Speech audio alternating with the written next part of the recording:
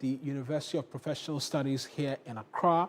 We also know in attendance is the former President John Agyeku Kufuor. Let's take you live right now to the university where my colleague Alfred Okansi is hosting or is delivering as the Master of Ceremonies for this particular event. Let's put our hands together.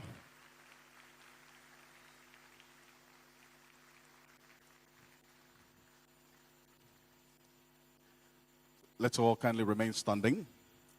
We'll have the police band help us with the national anthem, and then we'll have the UPSA anthem as well. Let's all remain standing. Thank you very much.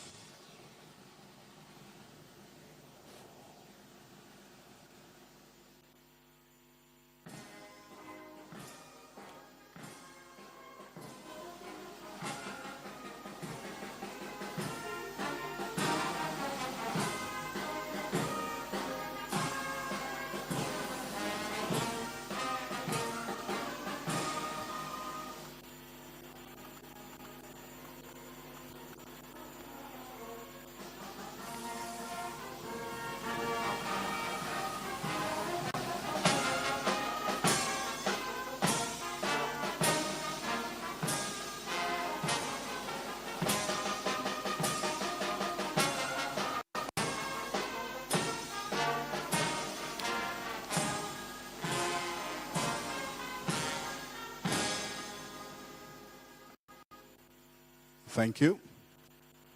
We would kindly have the UPSA anthem as well, and the UPSA choir would help us with that, please.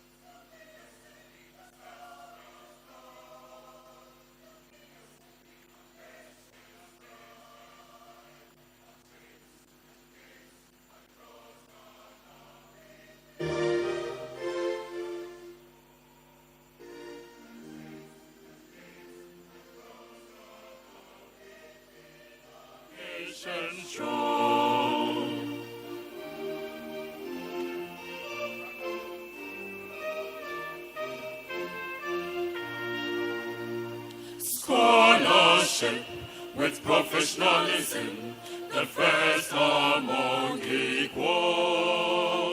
We pledge to turn from slaughter his pursuit paths uncharted. Scholarship with professionalism, the first among equals. We pledge to turn from slaughter his pursuit paths uncharted. O God Almighty, inspire us and illumine our minds. With God our help and victor, we shall remain the best. UPSA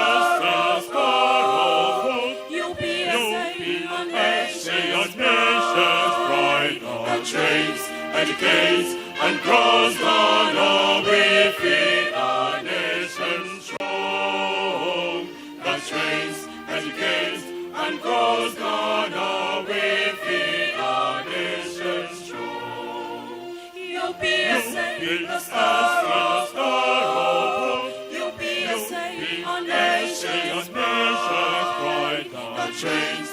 gates and cross Ghana within our nation strong. The straits and gates and cross Ghana within our nation strong. Thank you very much. Please kindly take your seats. Thank you very much. Police band, thank you. UPSC choir for the UPSC anthem and also the national anthem, respectively. Thank you very much.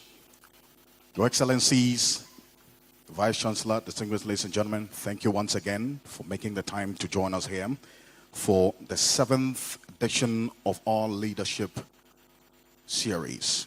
And as I indicated earlier, we've had His Excellency Dr. Mohammed bin Chambers join us for the first, followed by our guest as well, His Excellency the former President, John Ajay Kufuor, also graced the same stage. Otunfo say to the second, His Eminence Cardinal Peter Kojo Apia Texan, Mr. Kwame Pianim, a celebrated economist and investment consultant, and also the Right Honorable Lord Boateng, CVO, PC, DL member of the House of Lords in the UK. And today is yet another opportunity to hear yet another leader who has blazed the trail and is going to share his experience with us for the next economic revolution of the continent. Let's put our hands together once again. Thank you. We'll start off with the opening prayer. Please help me make welcome Reverend Theophilus Tete. Let's put our hands together for Rev. Thank you.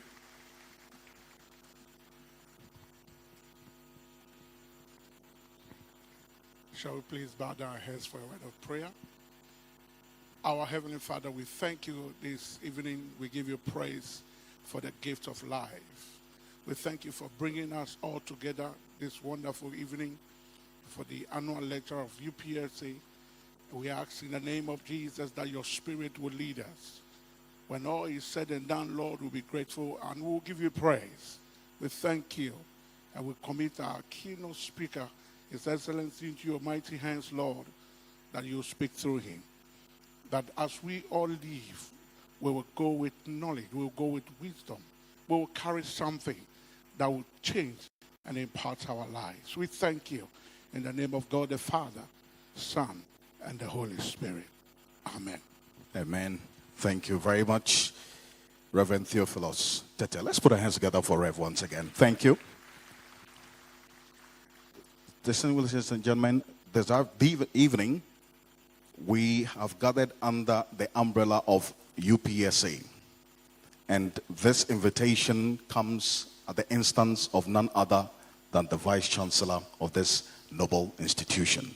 Please help me make welcome Professor John Kweku Mensah Malto to give us the welcome remarks. Let's put our hands together for him. Thank you.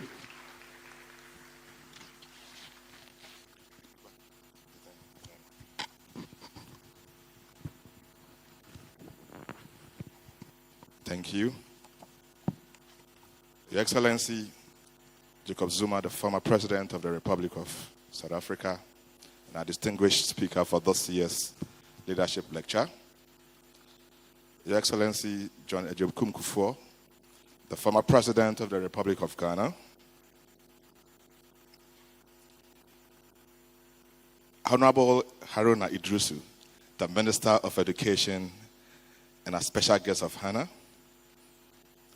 Current and former members of UPSA Governing Council, former Vice Chancellors and Rectors here present, Vice Chancellors of sister universities, members of Parliament here present, MD of Zenith Bank and Media General, Chairman of the Church of Pentecost and the entire clergy, our esteemed faculty, staff, students and alumni, delegation from South Africa, distinguished guests, members of the media, ladies and gentlemen. On behalf of the Chancellor and Chairman of the Governing Council of UPSA, it is with great honor and deep sense of pride that I welcome you all to this year's edition of the UPSA Annual Leadership Lecture.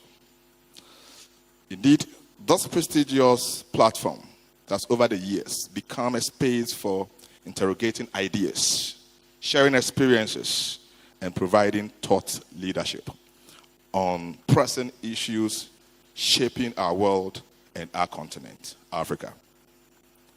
This year's theme, Geopolitics and Geoeconomics of De-dollarization, BRICS currency, strategy, lessons for Africa's common currency and beyond, could not be more timely or relevant at a moment when Africa continues to grapple with questions of economic sovereignty, integration, sustainability, development, and debate on alternative currency. Strategies goes beyond economics. It strikes at the very heart of our political independence, regional integration, and global positioning.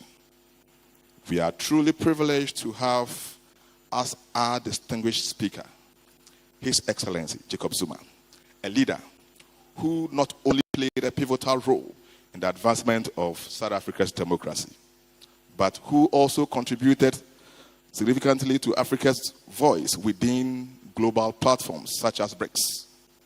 His Excellency's insights on the dynamics of global currency realignment and their implications for Africa's long-held aspiration of a common currency promise to provide us with profound lessons and reflections.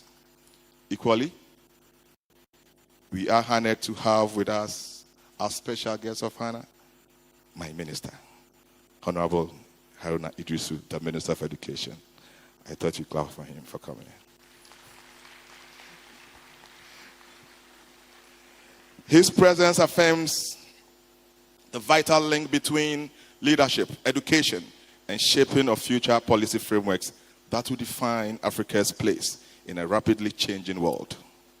At UPSA, our commitment to thought leadership is unwavering. We believe that nurturing leaders requires not only academic instruction, but also critical exposure to the big debates that define our society and our future. This lecture, therefore, is part of our broader mission to empower our students, scholars, and the Ghanaian public to engage meaningfully with global trends while situating Africa at the center of the solution. Indeed, today's event is not just about listening, but about engaging with ideas, with possibilities, and with a bold vision of an Africa that can shape its own destiny. Distinguished ladies and gentlemen, before I conclude, please permit me to extend our profound appreciation to our partners and sponsors whose support has made today's lecture possible. We are deeply grateful to Zenith Bank. Sir, thank you. For the generous financial support, and then to Media General and Metro TV for amplifying this important conversation across the nation and beyond, and to Labadi Beach Hotel for your invaluable hospitality and logistical support. To Mr. Kwesi Taylor and the Fourth Group and the entire UPSA organizing committee, God richly bless you. Indeed, it is this partnership, such partnership, that enable us sustain such platforms and to ensure that important dialogues we begin here reaches wider audience. I also wish to register my profound gratitude to the former Vice Chancellor of UPSA, Professor Oku Amate Fehi, for his visionary leadership in instituting this annual leadership program. Finally, I owe a special debt of gratitude to Professor Alabi for identifying, nurturing, and mentoring me, a gesture that continues to shape my journey. On behalf of the Governing Council, management, my pro-vice chancellors, faculty, staff, and students of UPSA, I extend warm welcome to all of you. May today's discussion inspire us, challenge us, and remind us of the urgent responsibility we all share in advancing Africa's collective development. Thank you, and once again, welcome to this humble campus called UPSA. Thank you. Thank you very much. Let's put our hands together for our Vice Chancellor, Professor John Kweku Mensah Malto. Thank you. Thank you very much. Next, to give us a message as well, on behalf of UPSA, is the Chair of the Council, Dr. Harry Lawson Kweku Agbano. Please, let's put our hands together as we welcome Dr. Harry Lawson Agbano.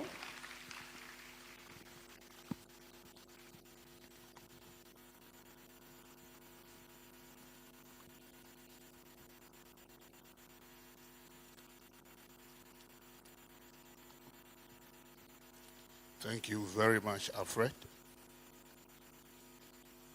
Permit me, my Chancellor, to rely on the protocol already established.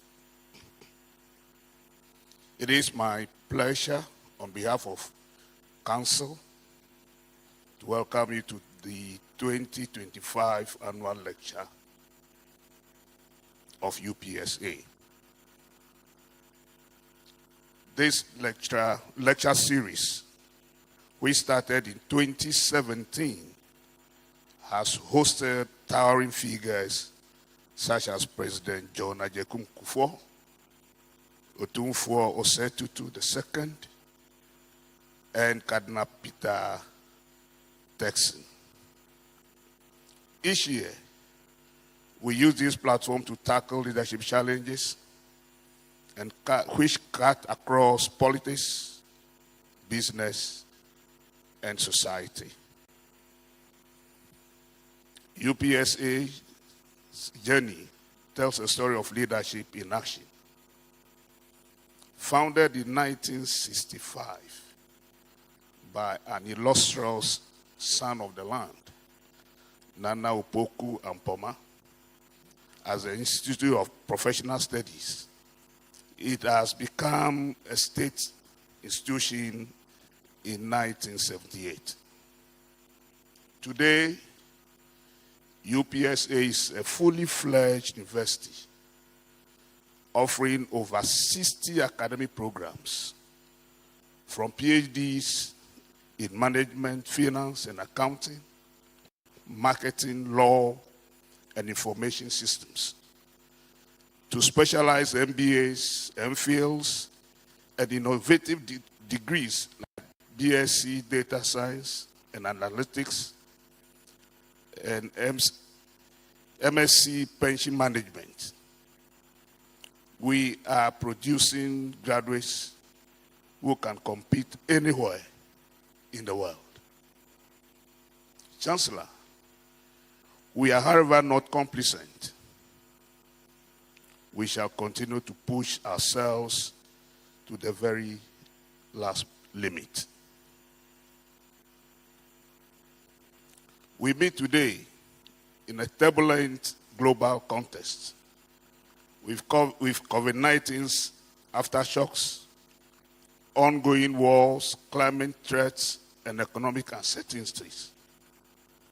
Ghana, like many nations, is severely impacted by these uncertainties and facing structural economic challenges which demand leadership that inspires trust, innovation, and unity. That is why we are honored to host His Excellency Jacob Zuma, whose career, spanning political imprisonment, peace negotiations, national leadership, and continental diplomacy, offers lessons on resilience, transformation, and the courage to lead in difficult times. As Council Chair, I believe leadership is not about titles, but about responsibilities, making choices sometimes unpopular that serve the common good and preparing the next generation to do same. This is the essence of this lecture. and it is the mission of UPSA. On behalf of the Council, I thank our guest speaker, His Excellency Jacob Zuma, our partners, our sponsors, and all of you for being here. May today's conversation inspire us to lead boldly for a better Ghana, a better Africa, and a better world. Oyiwadon, Akbe, Asante Sana, merci beaucoup. Thank you.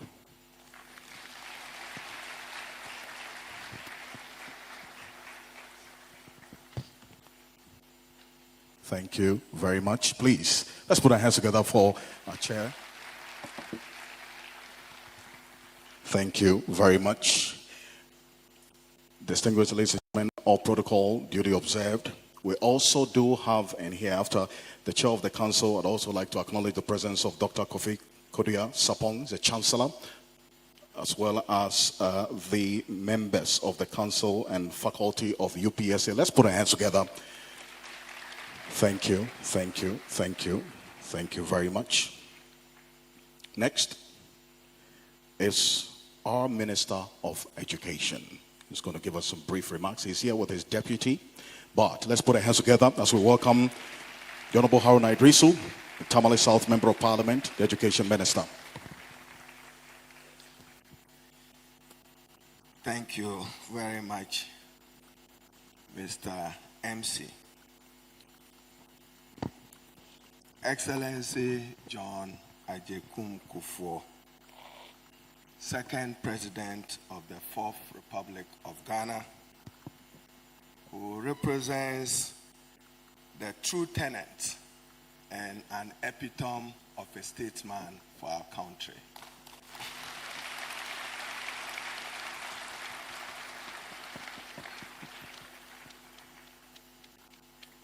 Chancellor of the university and my own uncle, Dr. Kofi Sapong.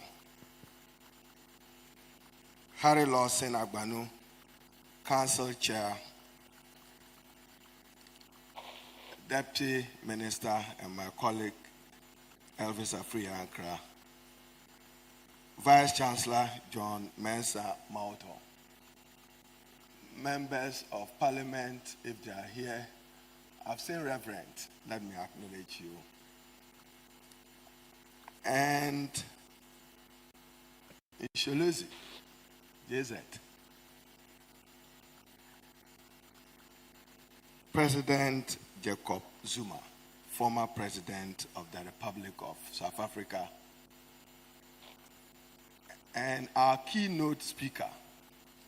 So, you know, when a minister is invited to give a keynote, and you have a stalwart of a personality like JZ coming to give the keynote, I can only keep my remarks as brief and short as an old woman's dance, sweet and short.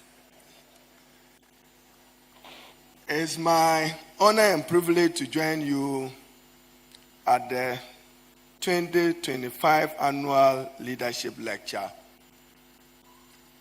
I'm sure sometime in my life, I was lecturer at this university.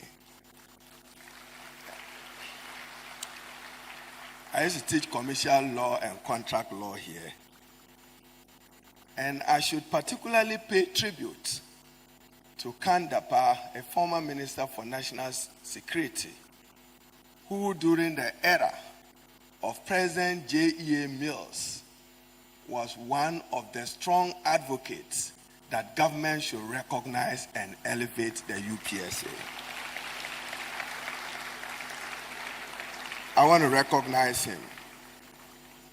And then also from his modest foundation in 1965 as the Institute of Professional Studies under the vision of Nana Opoku Ampoma, to his transformation today as an academic center for excellence and innovation. So now I recognize the proud student of UPSA. Welcome. On behalf of President Mahama and the government and people of Ghana, President Jacob Zuma, I say Akwaba and a welcome to Ghana. Enjoy the usual Ghanaian hospitality. Feel at home whilst away from home. I trust that your delivery on the choice of today's theme, the geopolitics and geoeconomics of de-dollarization, BRICS currency strategy, lessons for Africa's common currency and beyond, is not only timely and appropriate, but even for us in Ghana, we have seen instances where the dollar has suffered some epileptic falls sometimes, and that comes as cost to businesses that want to run. But to President Jacob Zuma, I am very convinced and confident that today you will find answers to the paradoxes of African resource endowment. You will find answers to those questions. How come cocoa producers import expensive chocolate? How come cobalt products import expensive batteries? How come sugarcane producers import expensive sugar? And how come tomato producers import expensive tomato paste? And how come uranium producers are paying for expensive electricity? And more importantly, gold producers are importing expensive gold jewels. I do not intend to take the wind out of the sleeve of the keynote speaker, rather than to end that if Africa was to trade amongst itself, the trade volumes will be significant and we can boast of sustainable development for our country. So again, can Africa trade in currencies that are acceptable to us? Is it that we cannot trade in the Chinese yuan or the Japanese yen or the Korean won? I leave the answers as we listen to our keynote and guest speaker, Jacob Zuma of South Africa. And to all invited guests, my honor and pride to welcome you all and our guest speaker to this ceremony. I thank you all.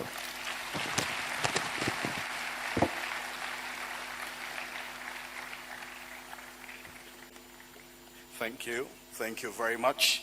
Honorable Haruna Idrisu is here with his Deputy Minister as well, Dr. Clement Apak, both are South Member of Parliament. Let's put our hands together for him as well. Thank you very much. We are live on TV3 and on 3FM 92.7. So for the benefit of those who are just joining us, this is the 7th UPSA Annual Leadership Lecture on the theme, the geopolitics and geoeconomics of de-dollarization, BRICS currency strategy, lessons for Africa's common currency and beyond. Mention was made of the contribution of Albert Kandapa as well, the former National Security Minister. He's here with us, please. Let's put our hands together. Can you give us a wave, sir? Thank you. Thank you so much. Next, we'll have the introduction of the Deputy President of the MK Party. And to help us with that, please help me make welcome Nklamulo. Please, let's put our hands together for Nklamulo.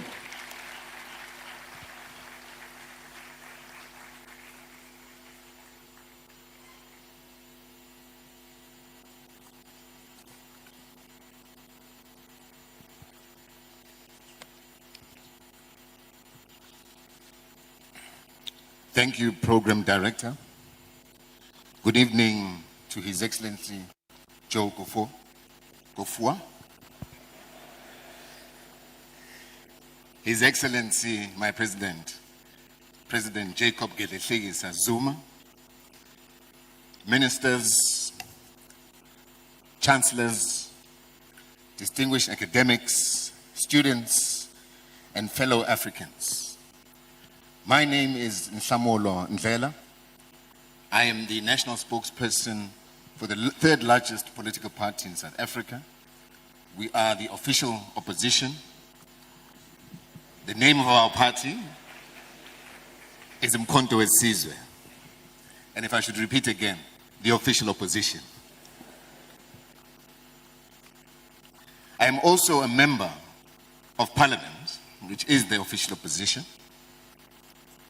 But I think let me also take this opportunity to introduce our delegation that has come in support of President Zuma. Let me start with our Treasurer General, Comrade Mpiake Limba, if you could please stand.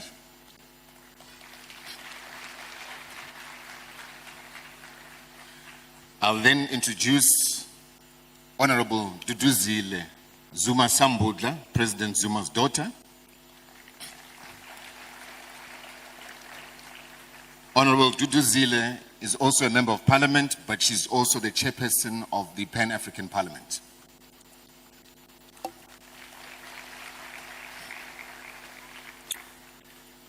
And then I introduce the intra-liaison for our Africa engagements, in this case, Queen Mother Zanele Ntuli, if she could also take a stand. And of course, as I have been given a mandate to introduce and call up, our Deputy President, Dr. John Mandlakaise Hlophe.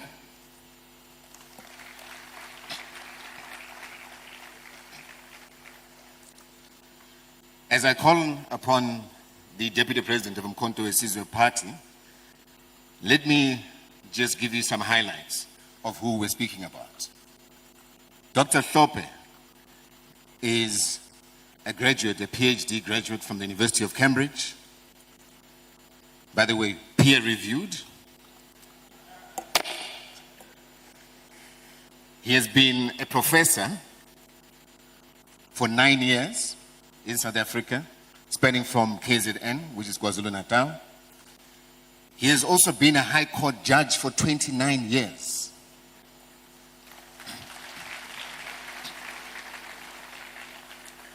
And might I say, out of the 29 years, he has been president for 25 of those years.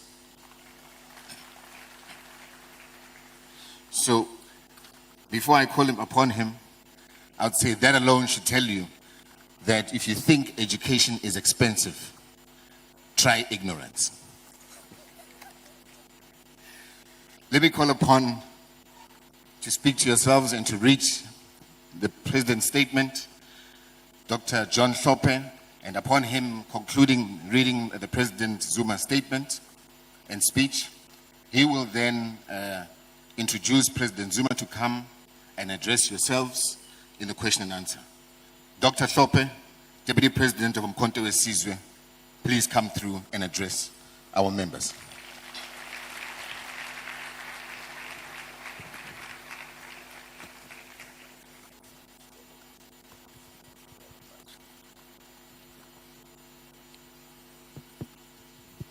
A very good afternoon to everybody here.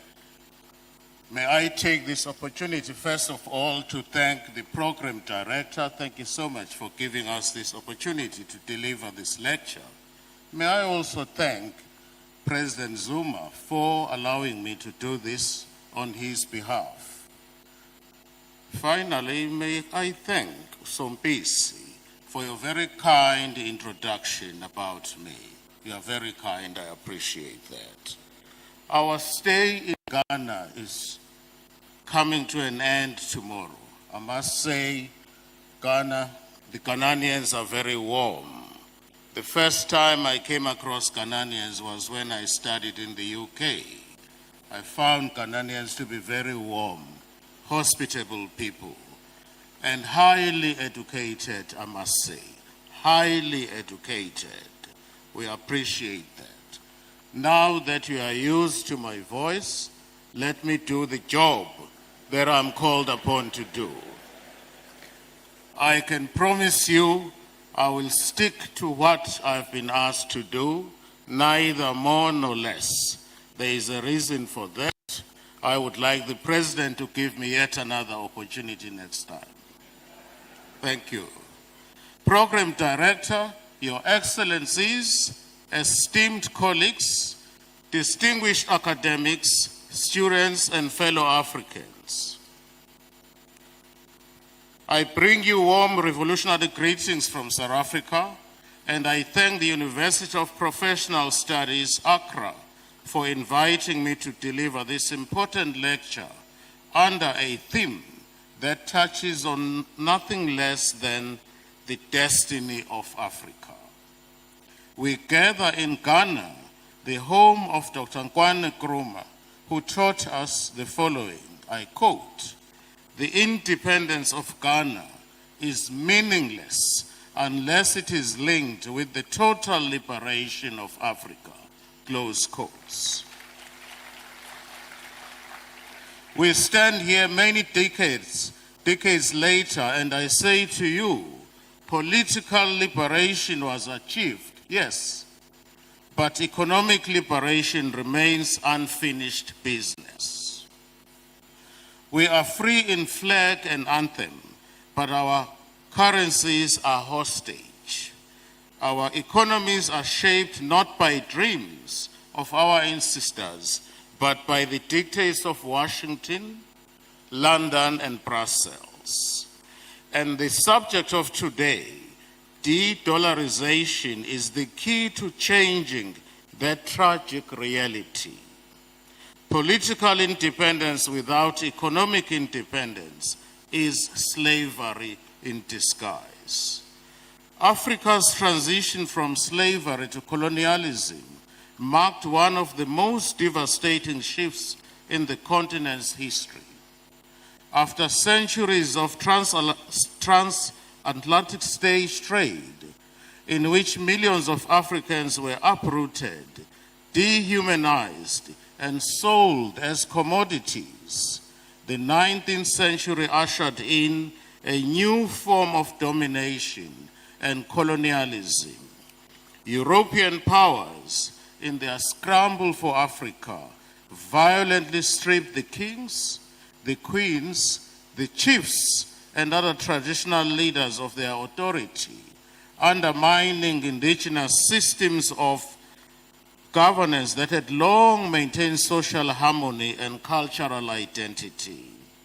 Entire communities were forced to abandon their languages, their traditions, and spiritual practices as colonial authorities imposed European education, religion, and political systems.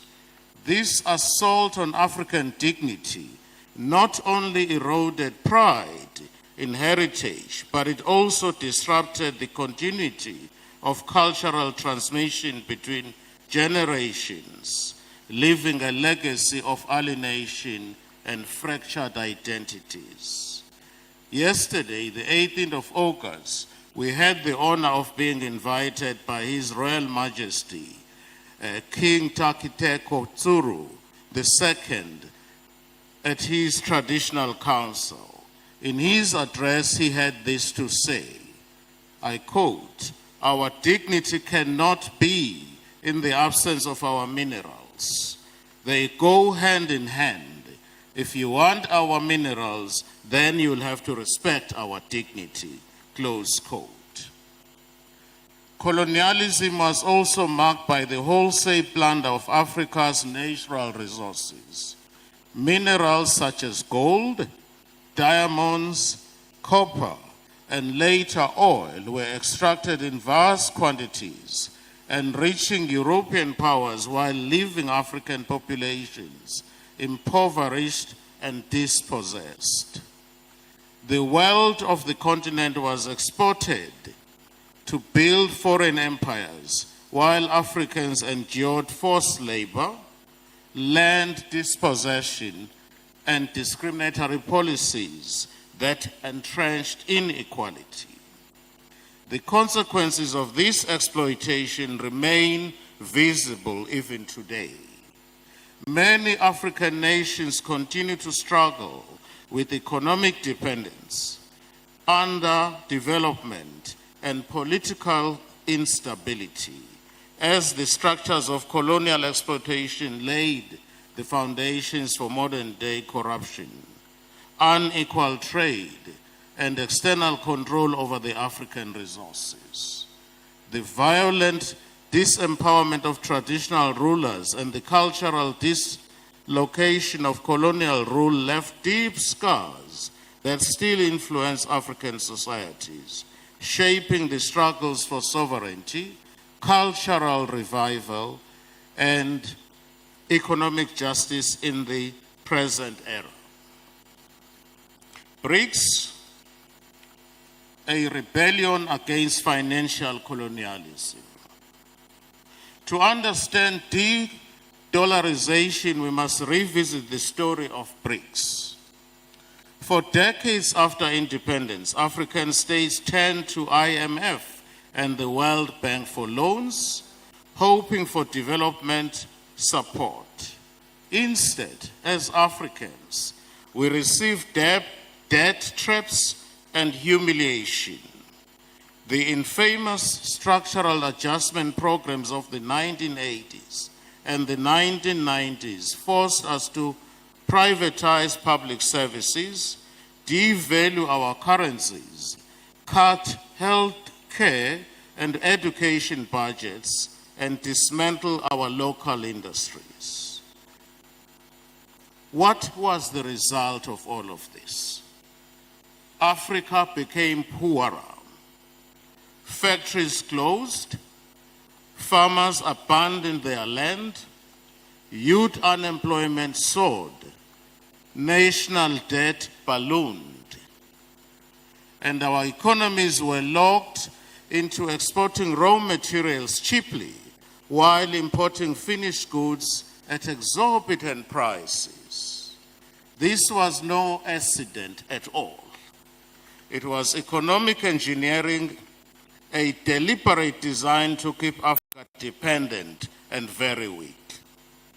It was against this background that BRICS was formed. Brazil, Russia, India, and China, and then later joined by South Africa. It stood up and declared the following: enough is enough. BRICS was not created as a debating society. It was a rebellion against financial colonialism, an assertion that the global South must chart its own path in the world of economy. BRICS is not just an alliance, it is a revolution against the dollar empire. South Africa became Africa's gateway to BRICS. When South Africa joined BRICS in 2010, it was not as a junior partner, it was as Africa's anchor. We entered BRICS as the bridge that would connect the continent to this new global experiment. This mattered because Africa holds the resources that the world cannot live without. I'm talking about cobalt from the DRC that powers the batteries of electrical cars and cell phones. I'm talking about platinum from South Africa that drives the automobile industry. I'm talking about cocoa from West Africa that sweetens the world. Oil and gas from Nigeria and Angola that fuel economies. African gold deposits from Ghana right here, Burkina Faso, Niger, and Mali. These are some of the resources, natural resources, that are in abundance in Africa. Fellow esteemed guests, the winds of change are traversing our African continent. The power shift in the Sahel region are not coup d'etats. They are acts of African leaders taking back power from their colonizers and liberating their people from neo-colonial and neoliberal shackles of the West. These mineral riches have long been traded through Western-dominated systems that exploit us. By bringing Africa into BRICS, South Africa made sure that the continent would no longer remain a passive supplier of the products that I've referred to above, but would be an active participant in shaping global trade.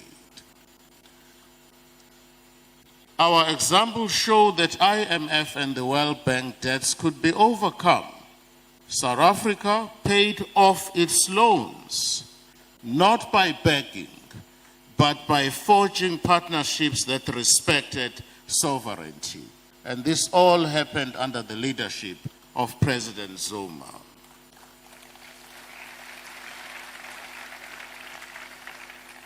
Africa does not need aid. Africa needs strategic allies, not aid. The BRICS Bank as a shield for sovereignty. One of the most powerful instruments of BRICS today is the New Development Bank, commonly known as NDB. Unlike IMF and the World Bank, the NDB does not impose austerity or structural adjustments. It finances infrastructure, energy, and trade without demanding that African states dismantle their sovereignty. This matters because the US dollar has long been weaponized. When a nation defies the West, it faces sanctions, exclusion from SWIFT, and economic suffocation. We saw this in the case of Zimbabwe, down south. We saw this in the case of Cuba. We also saw this in Venezuela, and recently in Russia after 2022. This shows us a simple truth. The dollar is not neutral. It is a political tool used against the African people. The NDP, coupled with BRICS, pushes for local currency trade, which is the first real shield for nations seeking independence from this coercive system. The dollar is not money, it is a chain, and de-dollarization is the key. The cost of Western dependency. Let me speak frankly. Africa's dependence on the West is a form of slow death. Let me repeat that. Africa's dependency on the West is a form of slow death. That's what it is. We export minerals and crops at the lowest prices, only to buy them back as manufactured goods at 10 times the cost. We face tariffs on our exports, yet we are lectured about free trade. We borrow in dollars only for our currencies to collapse under exchange rate manipulation. And when we resist, coups are sponsored, leaders are assassinated, and sanctions are imposed upon us. This is not partnership at all. It is exploitation of the West order. The BRICS currency strategy offers us an escape from this reality.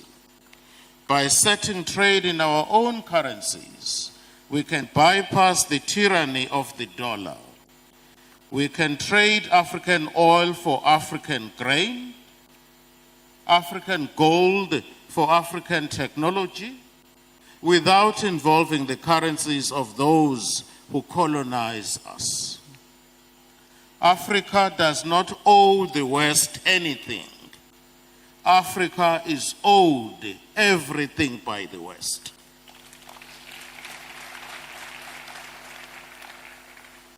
Innovations in de-dollarization. We live in an age of digital revolution. New technologies allow us to build financial systems that cannot be controlled from Washington, London, or Brussels. Blockchain platforms, central bank digital currencies, and regional clearing houses are being tested. Some African banks are already experimenting with cross-border payments in local currencies, a trend that should be promoted. This is the future. Bitcoin is often raised as an example. While volatile, it proves that currencies outside Western control can circulate globally.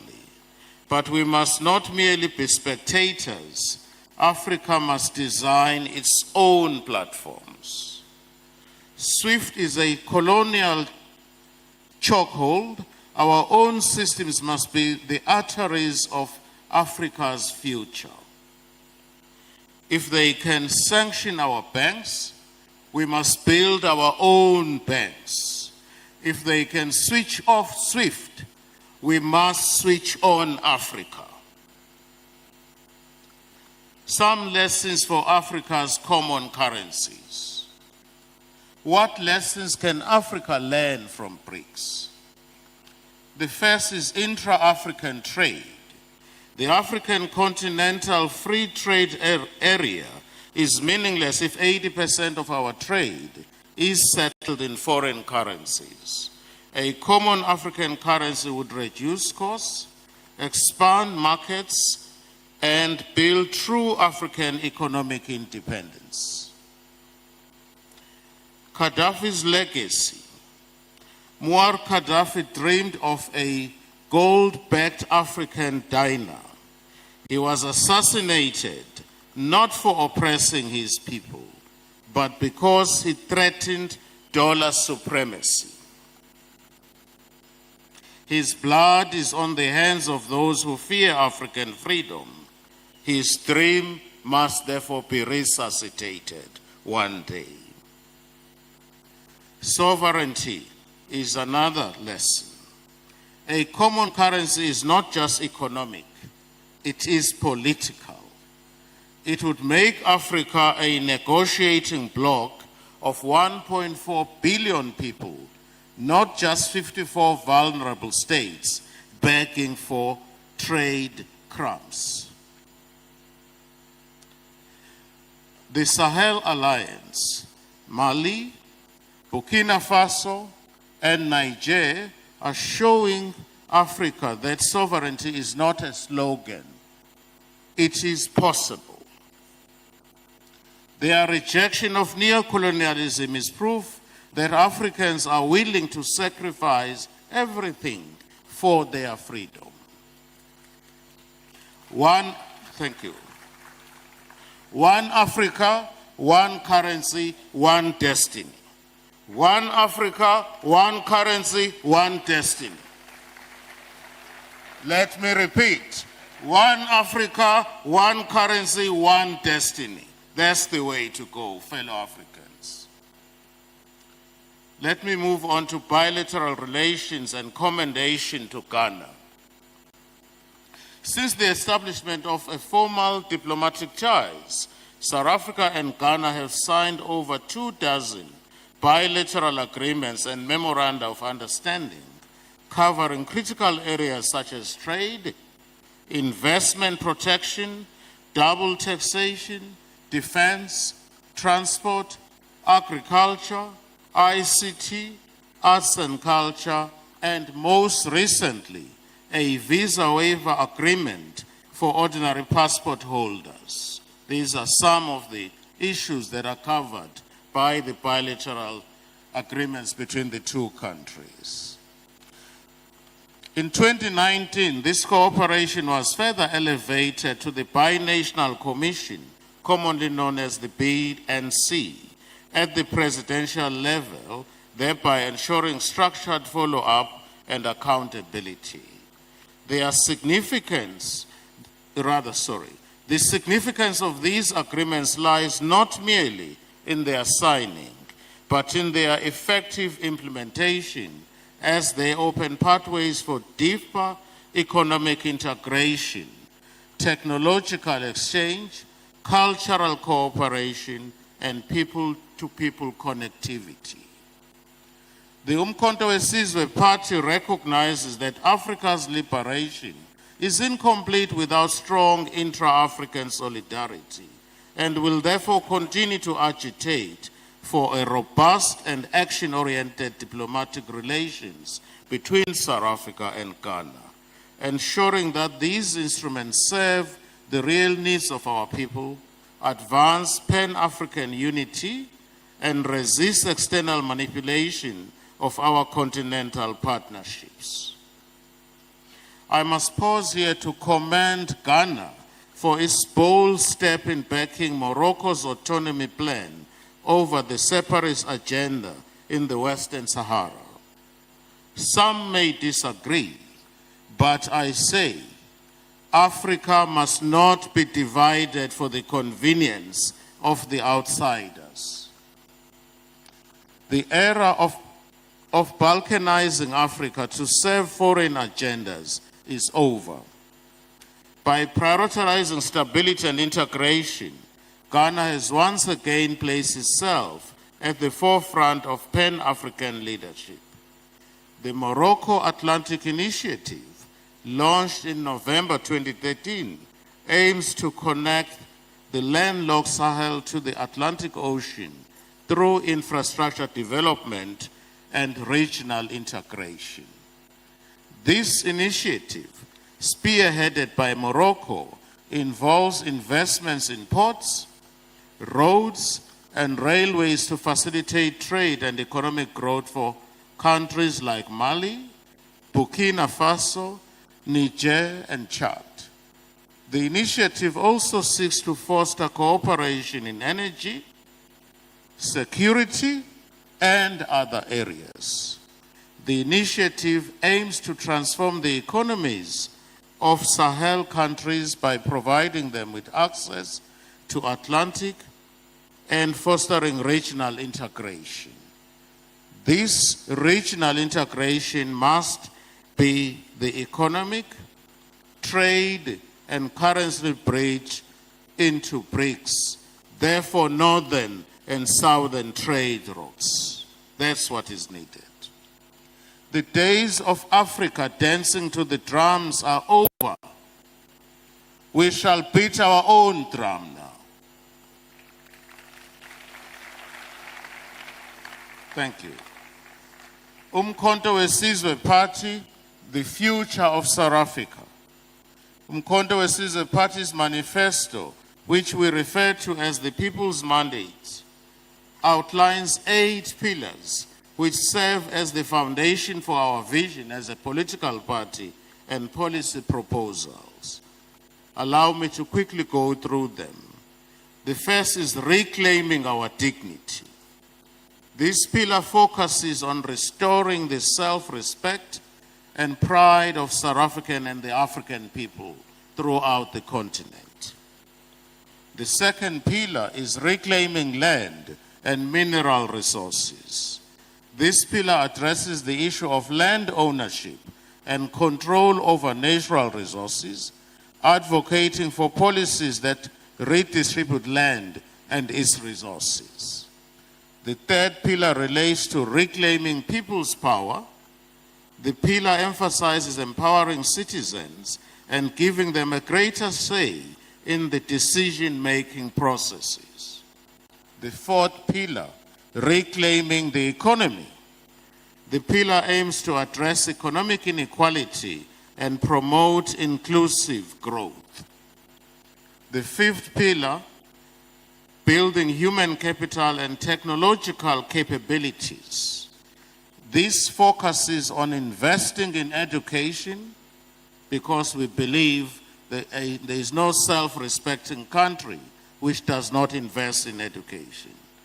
It also focuses on skills development and technological advances. Technological advancements, I beg your pardon. The sixth pillar, reclaiming spaces. This addresses issues related to urban development, infrastructure, and access to basic services. The seventh pillar being reclaiming safety and security. This pillar focuses on improving law and order and ensuring the safety and security of all citizens. The last pillar relates to reclaiming sovereignty and position in Africa and the world.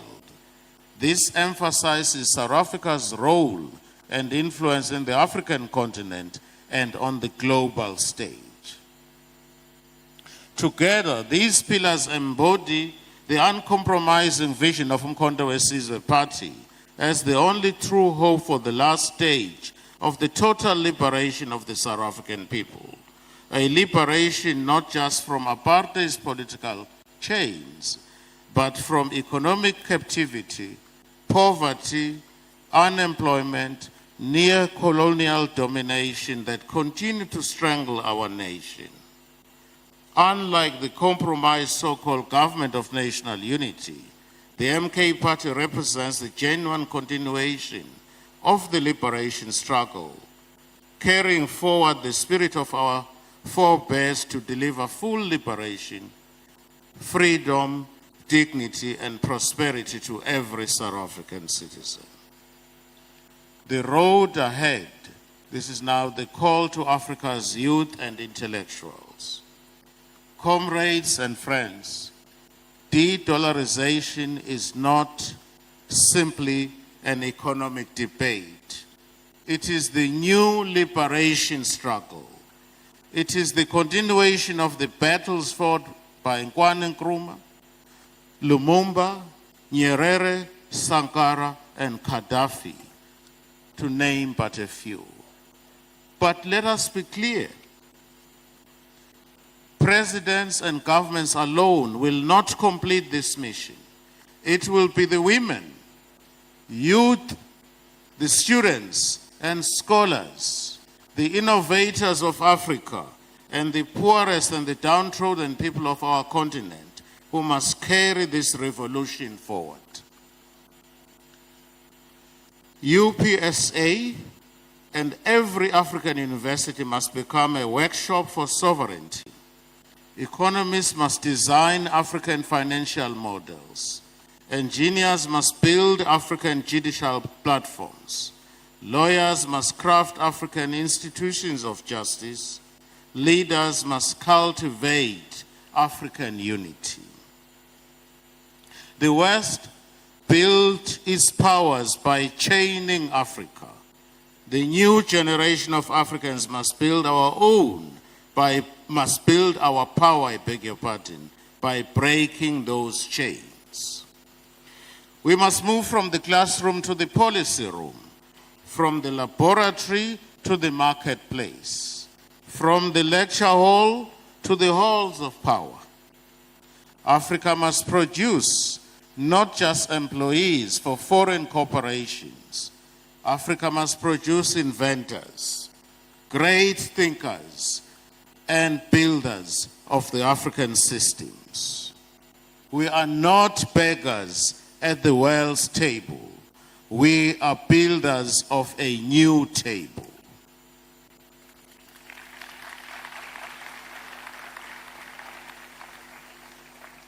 I wish to conclude by saying Africa must unite. The power of Africa is in its unity. It is now or never. Long live Pan-African unity. Long live African sovereignty. Long live the dream of an Africa free, united, and prosperous future. I thank you most sincerely. Thank you very much. If we're upstanding, then let's put our hands together once again for Dr. John Hoppe, Vice President, South Africa's MP Party. Thank you, thank you, thank you very much. Please, kindly take your seats. Thank you very much. And rightly so, BRICS was indeed created as a positive rebellion against financial colonialism. The days of Africa struggling for the crumbs are over. And also, Africa doesn't need aid but strategic allies. And indeed, Africa cannot depend on the benevolence of others. Benevolence is not a strategy. Let's put our hands together for Dr. Jose Ranzik. Hello. There's a lot more, and Madam Abaloko is here. So I've seen a few people leaving, but the reason we came hasn't happened yet. His Excellency is going to give us a lecture. So please don't leave yet. The best is yet to come. So kindly sit and wait. We'll be done shortly. So kindly be patient. Thank you. Wonderful. So what Dr. John Hoppe came to do is a person is a person because of other people. So he's laid the path and then others will follow. We would hear from His Excellency. In anticipation of that, let's put our hands together for His Excellency Jacob Zuma. Thank you very much.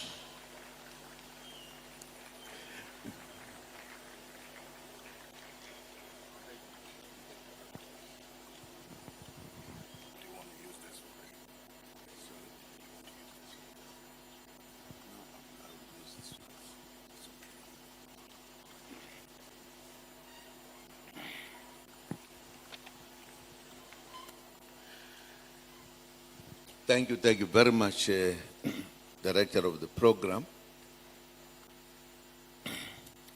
Your Excellency, former President of this #1 country to win and have its own people ruling this country. Your Excellencies, all of you, I think, those who have been up before me have almost said hello to everybody else. And given the fact that the time is not on our side as well, let me just say a few things, because I think my colleague, the Deputy President, has presented our thinking, has presented our destination. We believe that Africa has to do more so that we get what belongs to us. Thank you for asking us to come, having established a political party in South Africa which has a long meaning if we were to explain what it means. Simply speaking, our organization of our ancestors, the African National Congress, that was loved by everyone in the continent. After freedom, it turned into something else, which was no longer in keeping with the feelings that South Africans had. That led us to realize, as they were closing the doors for us, to help. And we decided the time has once again come that we should take ourselves to the final destination.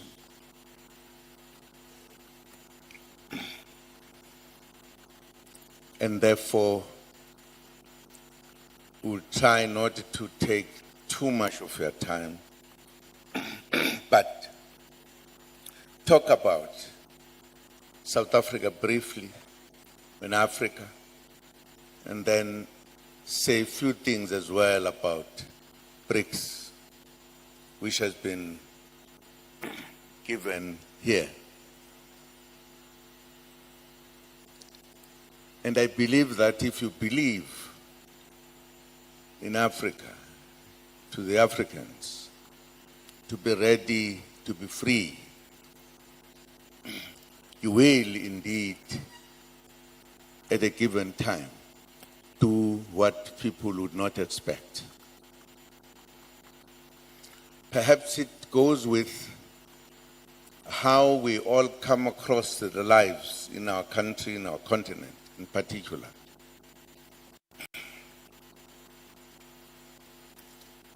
I joined the party, the African National Congress, before age, particularly because the last battle in South Africa which was called the Battle of the Whites wanting us to pay for our head. That if you are born as a man, you must pay for your head. That led to a war that was very bitter. It was the last one. And that war said to our ancestors, the time to fight, it is clear that it's no longer necessary. Let us establish a party that will defend all blacks, all Africans in South Africa. That's how the African National Congress was established, by very important leaders, the traditional leaders who were the leaders in our country, who were in charge of their country, and the pastors who had become pastors after the education of how much we needed to respect God and respect the heaven and everything.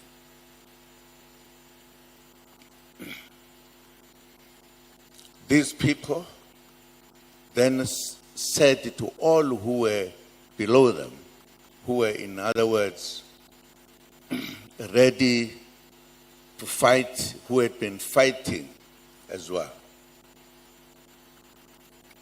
And they were there as the people who participated fully in the struggles to try to defeat the enemy that had arrived.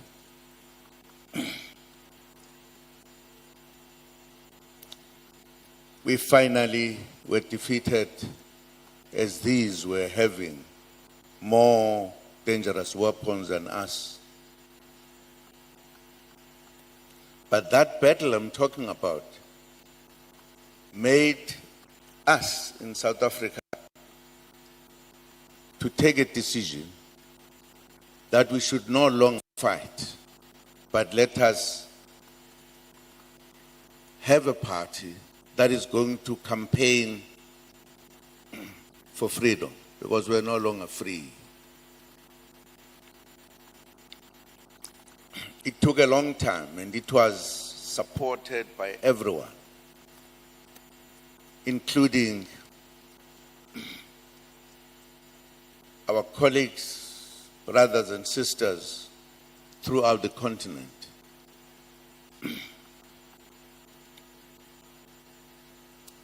But as we were moving,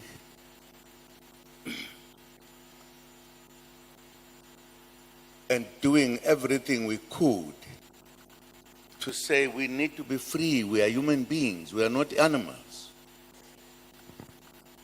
The oppressors were not worried. Instead, as they did, they colonized the entire continent and made us the owners and the indigenous people, as if we were the ones who came and found them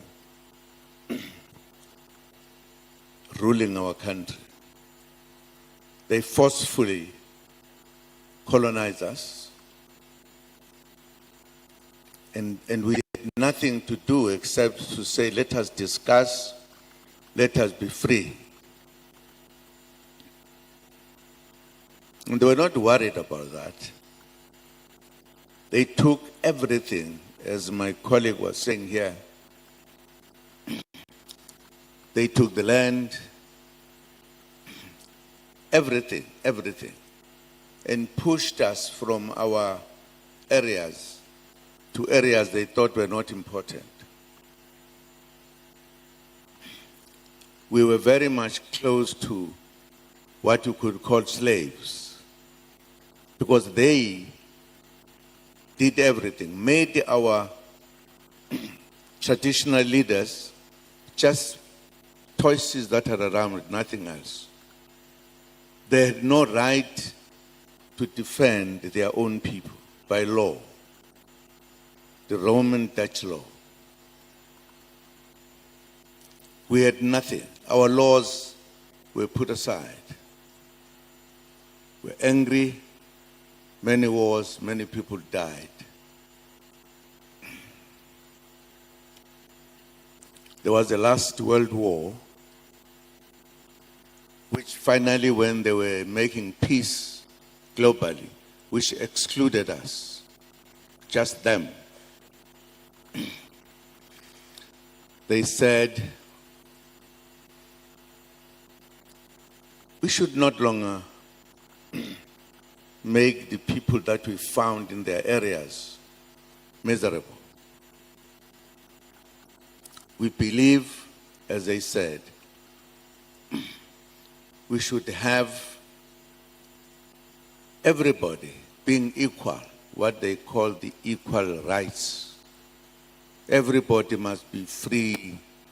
They must live the normal life, but not in Africa. They didn't. In Africa, they left us with what was called the countries that were belonging to Europe. The British had their own people here. The French had their own people here. They were staying there. And therefore, everything that was here, including what we were living on, was no more ours. They were taking everything from Africa to go and make their places more shine, more, to have everything. We were starving. They took land, they took everything. The fact that we're here, just a few of them were here, the majority were there, they actually were the ones who were ruling us. It was that led us to say, if they don't listen to us, what must we do? One of the presidents of the ANC, Chief Lutuli, in one of the meetings of the leadership, he asked the question, why are we being told by the whites that we are in fact the citizens when we are not? Why did, after the last World War, when they met, they said every human being must be given the right to be free, to do everything that others do? And he said, when the big countries met and said there must be equal rights, they did not mean us. We were not involved there because we had no equal rights. The whites were more above us. They were doing everything they wanted to do. And he said, this is unfair. In the meeting, he said, let us fight for our rights. And he said the Western countries in particular were not indeed thinking we are human beings. They thought that they were the human beings. We were their own things that are just kept around to be told what to do, what not to do. And he said, we must convince them that they are wrong because we are oppressed in our own countries.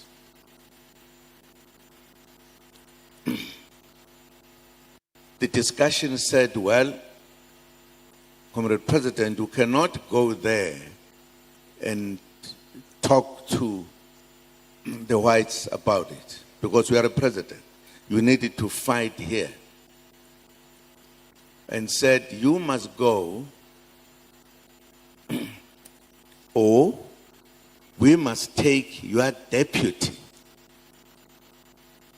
And it was agreed, and that's what led to President Tambo to be sent out to go and raise the issue that we cannot live in the manner in which we are. He went to stay and operate from London. Shortly thereafter, the ANC was banned. So in other words, let alone the right to raise your views, which was allowed to everybody else, but to us black ones, we were not allowed to do so. That is what led to the ANC to say, well, under the circumstances, we are left with no alternative but to fight, to take arms and fight again. After a long debate, it was agreed by all serious political parties. We had to say, let us fight once again. As we fought them when they were coming, let us fight them to take them out of our countries.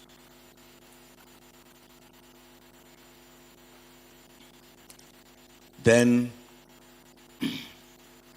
because we started fighting, we started saying, let us fight. Tambo went to the Western countries to ask if you could help to train our soldiers so that we can fight. What did the Western countries say? They said, sorry, Mr. Tambo, we'll never do so, because you are actually saying we must train you, have guns, know how to shoot and kill. You want to go back and kill our brothers and cousins. We'll never do so. So the Western countries said they were not ready to help us liberate ourselves, partly because those were their own countries, as it were. Tambo said, well, I've failed with the Western countries, that they should help us to liberate ourselves. And said that, let me go to the Eastern countries, which he did. Only when we went to the countries in the East, the socialist countries, were we given the understanding that these were people who said no one should oppress the other. And they trained us, made us soldiers. We started fighting, and that's what made us to be free at the end. That tells you the thinking of the countries that oppressed us all in Africa. They actually believe they own us. We belong to them. When we're now fighting and other countries going to demand to be free, they realized they were losing something. So what did they say? They said, okay, you have never, as if they found us just sitting. The fact that they found us with traditional leaders at different levels was not an issue to them. So they said, fine, we'll give you, what was it called? The first, when you were given, I don't know whether it was 1 year or something, to be checked whether you can rule a country. What was called self-governing. Just to check whether can you. Then if they think yes, they said, okay, we now give you freedom. They kept every other thing except just giving us freedom, and gave us the laws and everything. And therefore they were continuing, but now not in an open manner. And they will call you to come and check whether you can now run a country. Well, fine. Because they thought when they came, we were not ruling, and we were ruling. That tells you the thinking of the Western countries. Very clear. The countries from the East helped us to fight. But the laws that they made against us were the laws that were not favoring us. If you talk about what the comrade here was talking about, whether you call it diamond, whatever, even if we're ruling, they still belonged to them. Because we did not have anything to change our own lives. But we're free. But in reality, we're not free.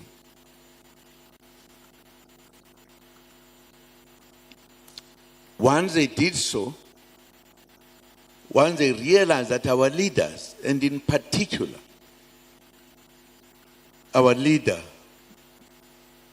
from here, who was the first to lead a country, they plan all the tricks to take him out of ruling this country. Our leader, one of the most brilliant leaders, who was very clear about Africa.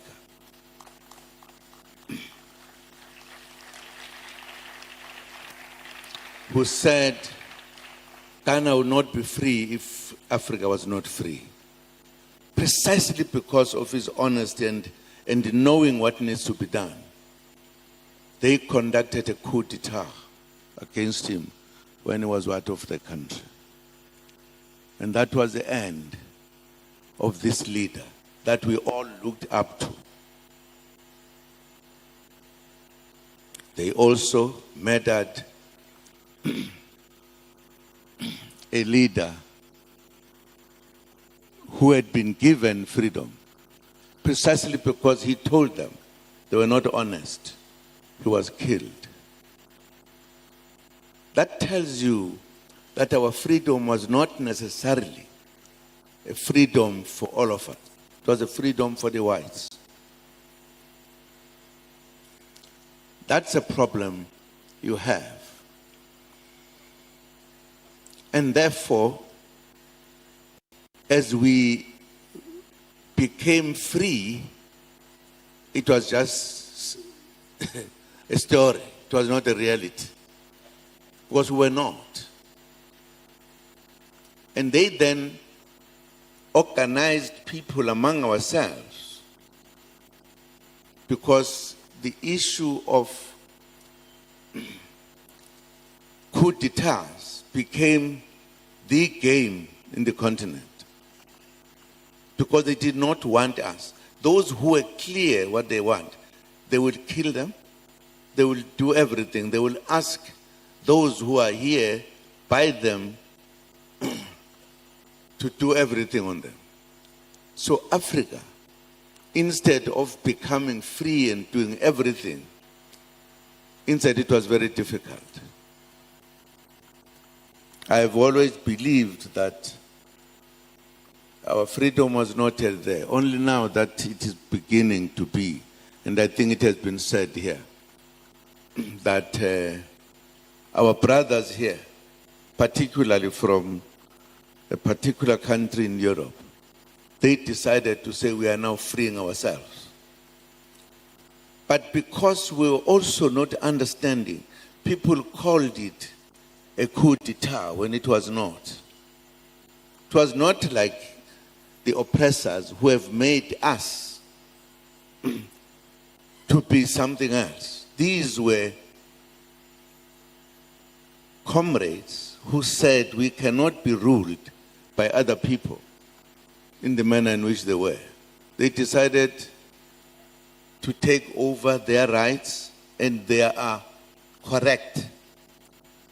And this, in my view, is a final destination of the Africans. For us to be free, for us to rule the manner in which we want to, for us not to take our resources to them whilst our people are not hungry, are not eating.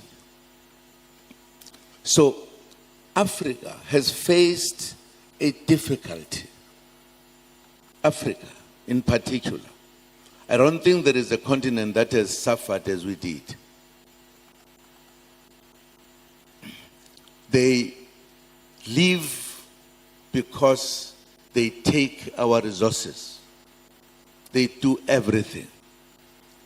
Even when they teach us, they teach what they want us to accept and help them to do what they want to do. Some of us have come to a point that the time has come that Africa should stand on its own. They started wars here, making us to fight one another, to look at one another as enemies. And we say that time must pass. That time must pass. Because this is our land, is our place which is in the middle. It's not in the west, it's not in the east. We are in the middle. We need to live here. And we've got everything we need.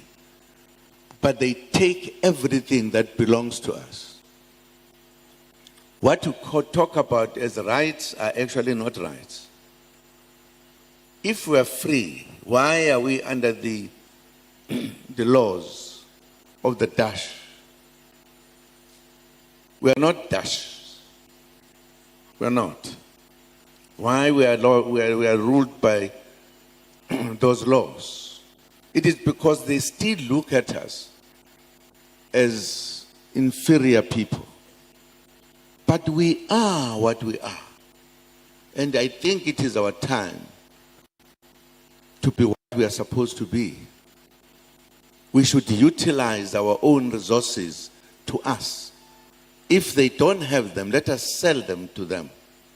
Let them not just take them away from us and make themselves wonderful when we are suffering, where they take our own things.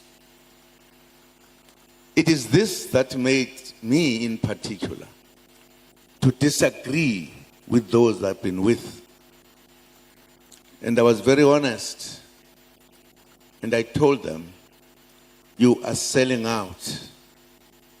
We are selling out our ancestors who said, let us be free.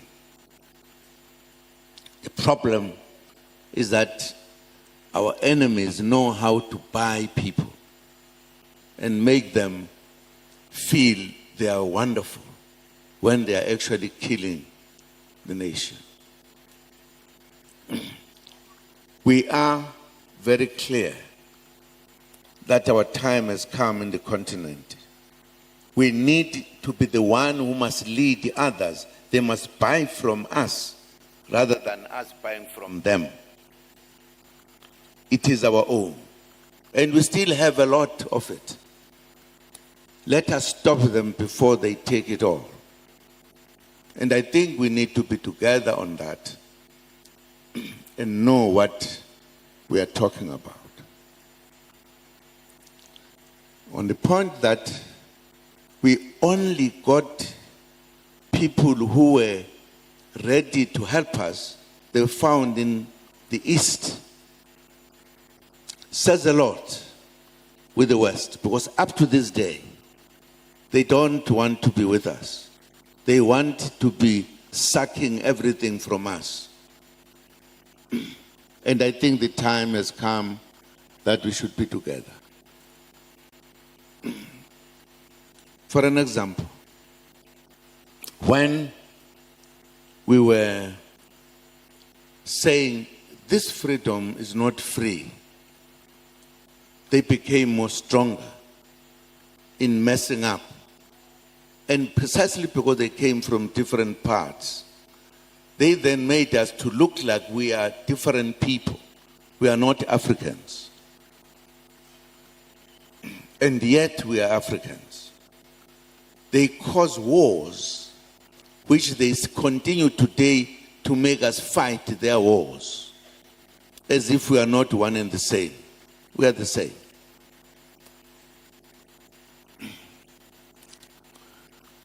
We therefore looked in our history of fighting of our freedom, the people who helped us at least to have half freedom were people from the East, not from the West. Not a single one. You can't even point at one. There is only one country that acted differently from many. It's a country that had some communists. When the Communist Party in that country was stronger, it took over government. You try to find out. What was this?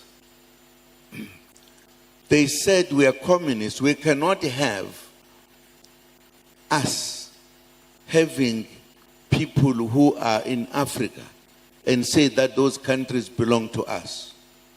No. And one of those countries was Mozambique. They said, sorry, Mozambicans, take everything of yours. And that's how Mozambique and Angola and others became free. They were helped by the communists in the West. Nobody else has ever done it. And that caused a problem in Southern Africa.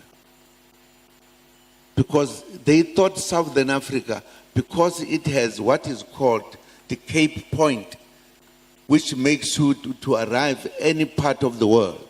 They want it, they believe it belongs to them. And we had that problem, that therefore we're in trouble.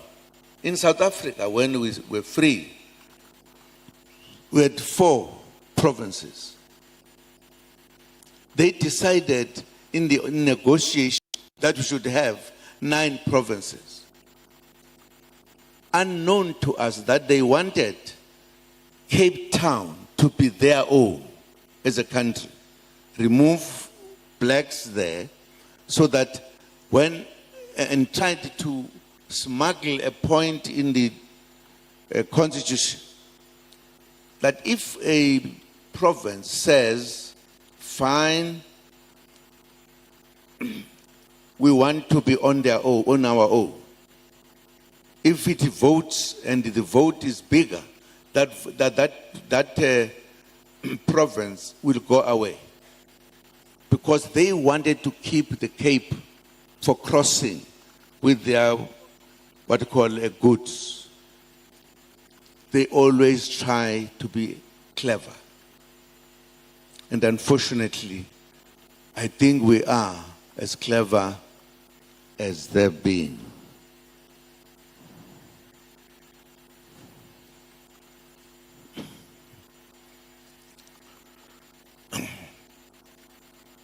Now, uthini baba ngifundanga kahle la.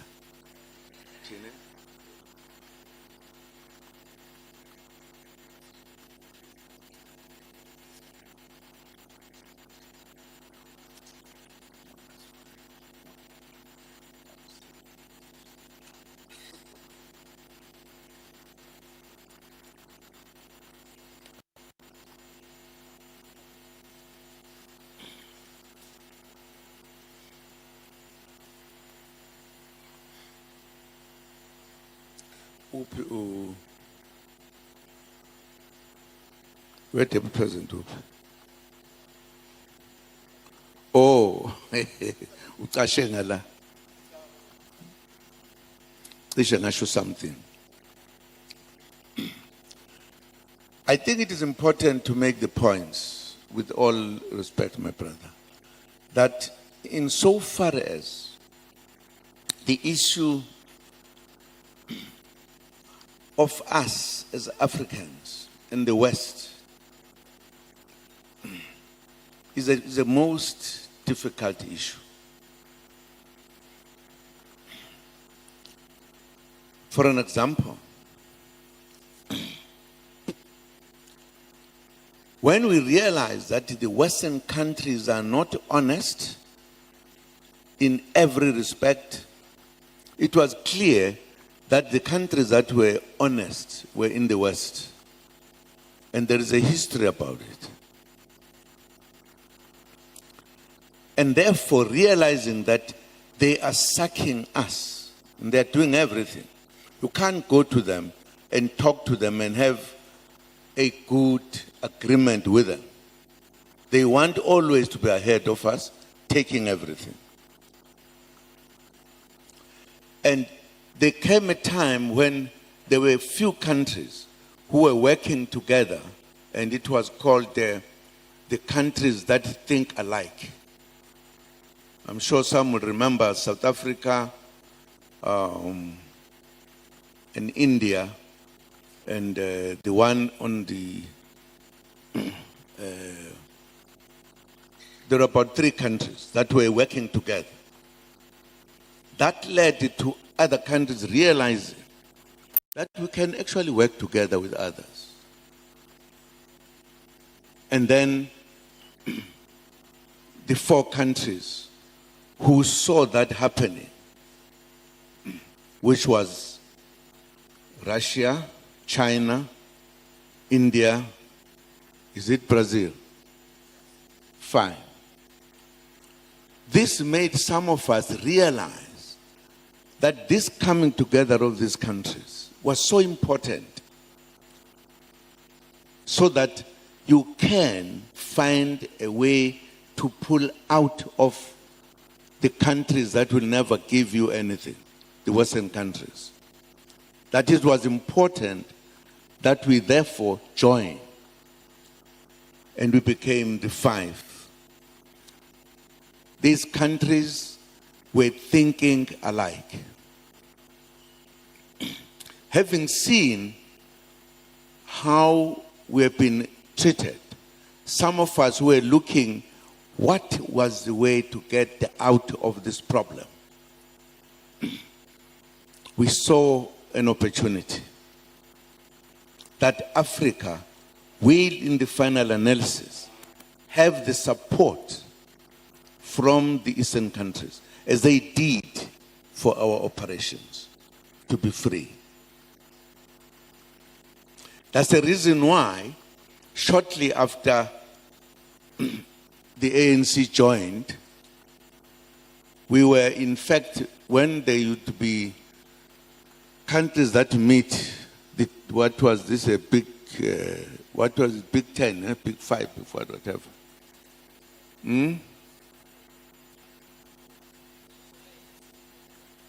Okay, that's fine. We were in Paris when I was very clear that I'm going to influence them to forget about the dollar. Because the dollar is oppressing everybody, including them. Let us have our own. And I calculated that the 5 countries were in fact as big as the rest in terms of the economy and everything. We had a discussion, I raised a discussion very sharply, that why are we allowing the Americans to dominate with the dollar? I said, we here, I have checked, we have the same kind of quantity of whatever you talk about. They are not bigger than us. And we all said, yeah, what a word, what a thing. We then agreed, I immediately said, if it's agreed, let us then have our own, the BRICS. And that name must also name our finance. And that's how we then shook the world. Because they realized once we said so, they said these ones are not serious.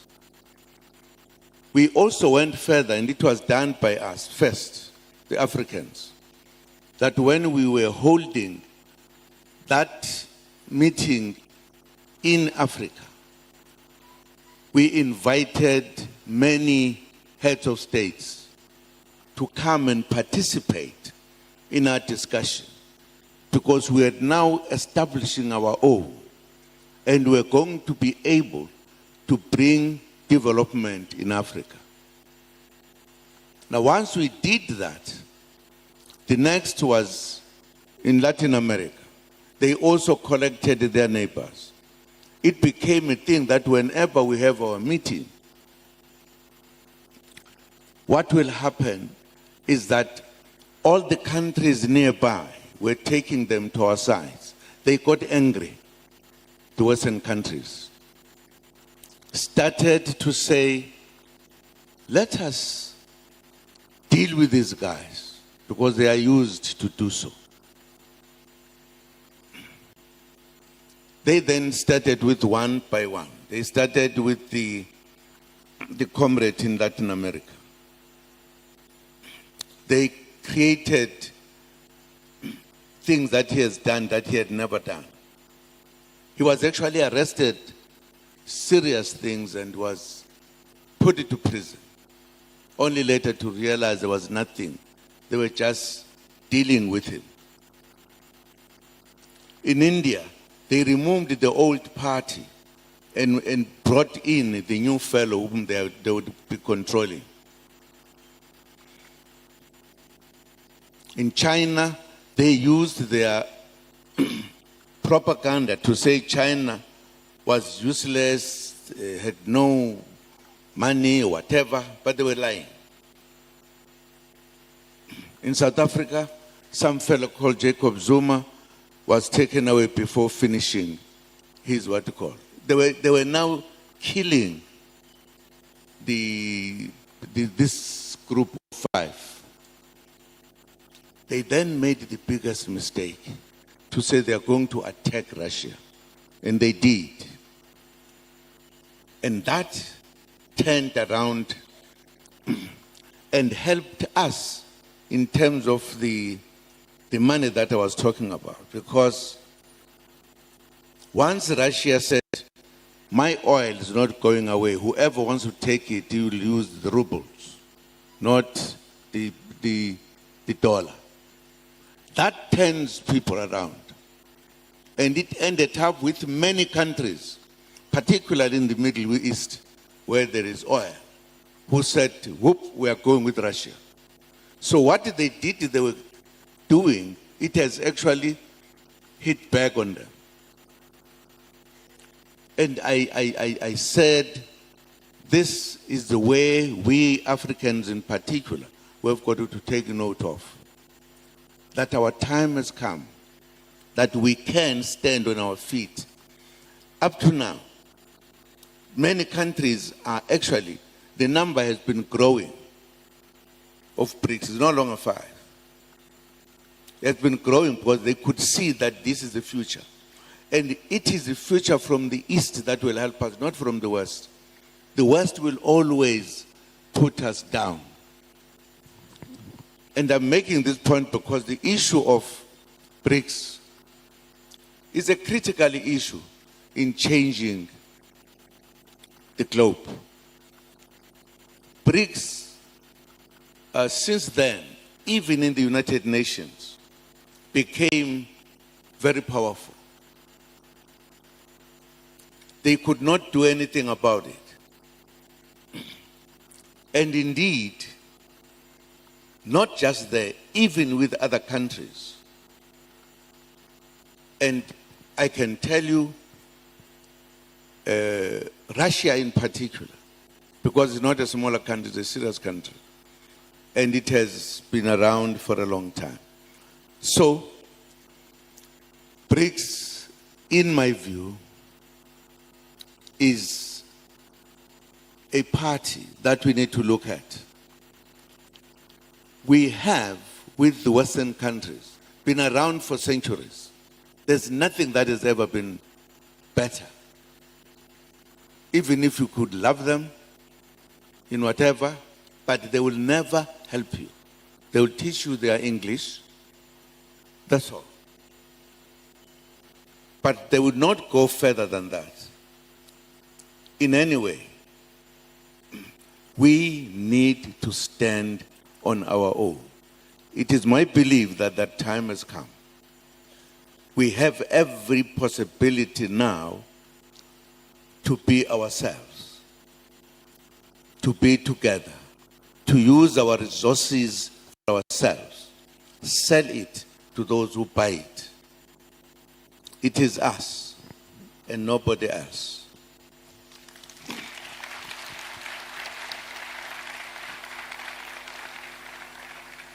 I'm very happy with the stand that this country of ours, number one, has done something important when it comes to the things that are dug down, or they change the system so that they are in control. I think it is making such a change that tells that if we come together, we will be the best in the middle of East and West, because we are the best. I'm sorry that I've taken your time. I was just adding to what my colleagues was saying. They say some people want to ask questions. I know they are very good in answering questions. I'm going to give them the opportunity. But thank you very much. If one is in Ghana, you feel I'm in the whole of Africa. This is our home. We saw freedom for the first time with Ghana. Thank you very much indeed. Sorry, Baba.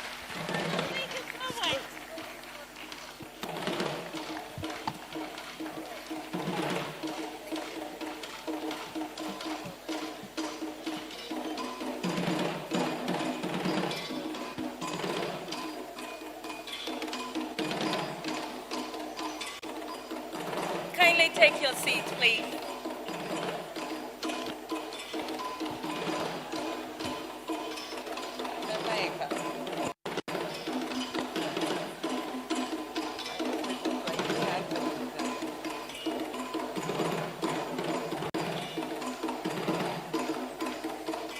Well, let's not leave us yet. The question and answer time is very, very important as well.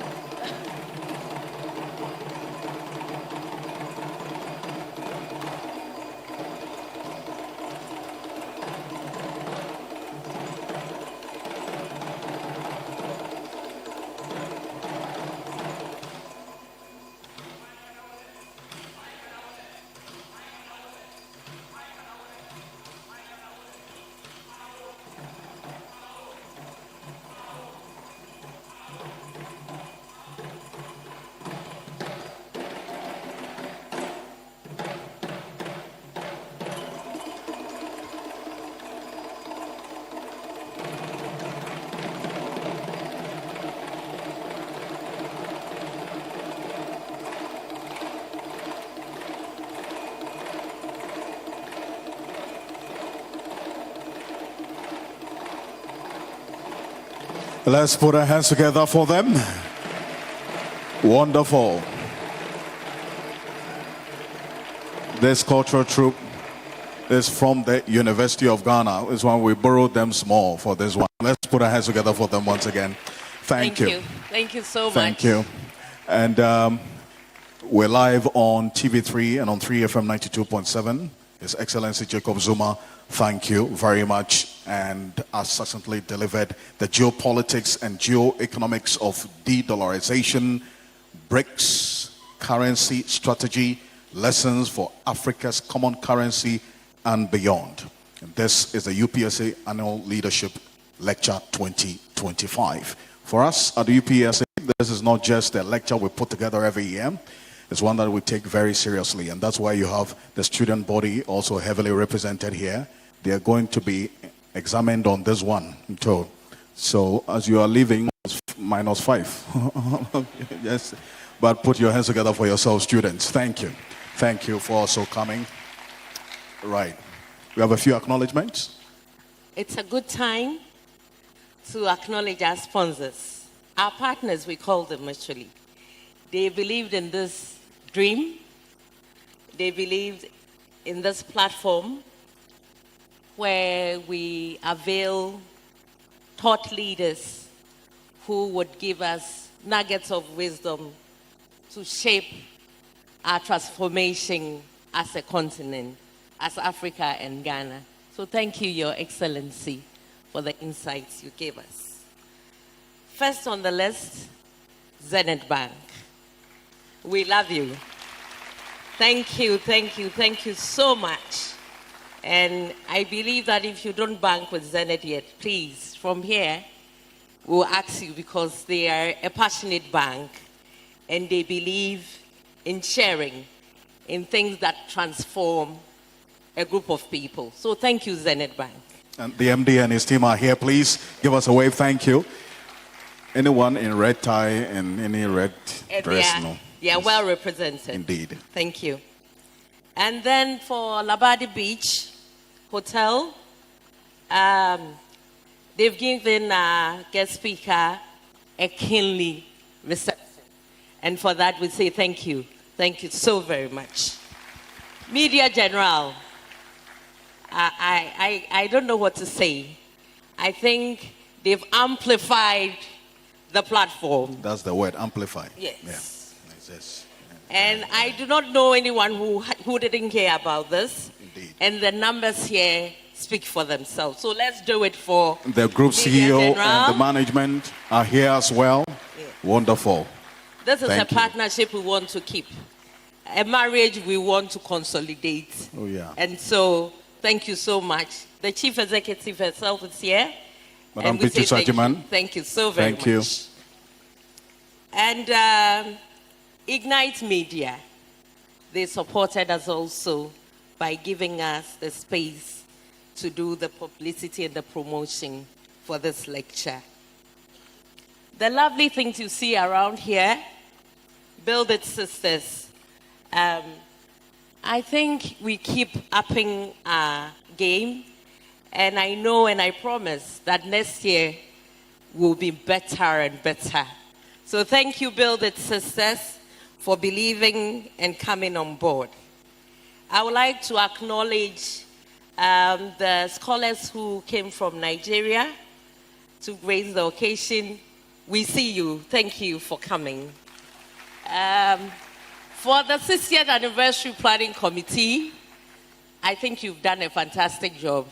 Thank you. Thank you so very much. For the council members who took time to come, I'm not doing the thank you yet. This is just to acknowledge those who have come. I think at this juncture we'll do the Q&A. Absolutely.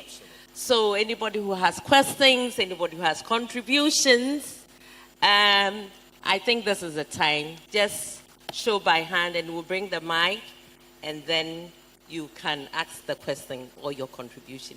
Thank you very much. One question each, straight to the point, no thesis, no background. No, yes, I beg you, please. Before I ask my question, I would like to do something small.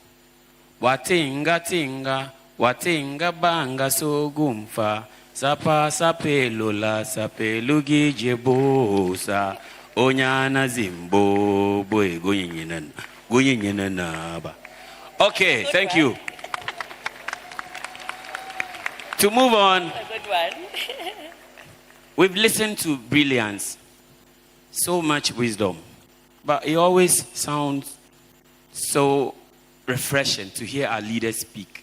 But when it's time for action, when would we move from the rhetorics to the real actions? Thank you. Thank you. I'm just hoping nobody will say before I ask my question, and then you sing Atinga. It's not part of the whole thing, please. Unjani Baba. So my question is, what does success look like for the African Union, say in the next 5 to 10 years, in respect to monetary integration? And what are the current obstacles we face today? Thank you. We didn't hear the last question properly. If you can take it again. Okay. So my question is, what does success look like for the African Union, say in the next 5 to 10 years, in respect to monetary integration? And what are the current obstacles that we have at the moment? Thank you. I think we'll take the last one. Okay. Thank you very much. My name is Edward Aqua. I'm with the Ghana News Agency. Your Excellency, I'll be happy if you answer this one personally. So I want to find out, should Ghana join BRICS? Or would you recommend that Ghana joins BRICS?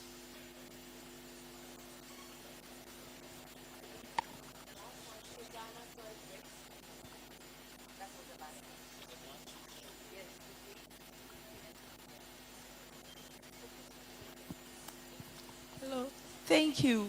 That's the last one. So, my name is Habna Chadia. My question is, BRICS, and based on the speech, the lecture today, we are being asked to trade amongst ourselves. Now, BRICS, where we hear South Africa being the S on BRICS, and all this integration and trading amongst ourselves, I hear this and then I ask, why is it that the only South African representative in trading in Ghana are all closing up? A few years ago, Game closed, and there are rumors that ShopRite is also closing.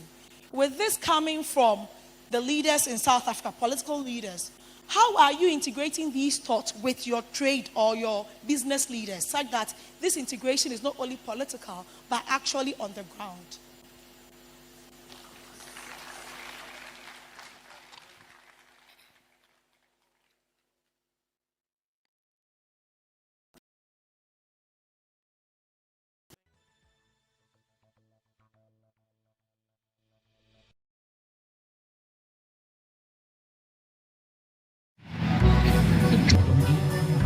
So, Charlie, the deal there, I almost get her.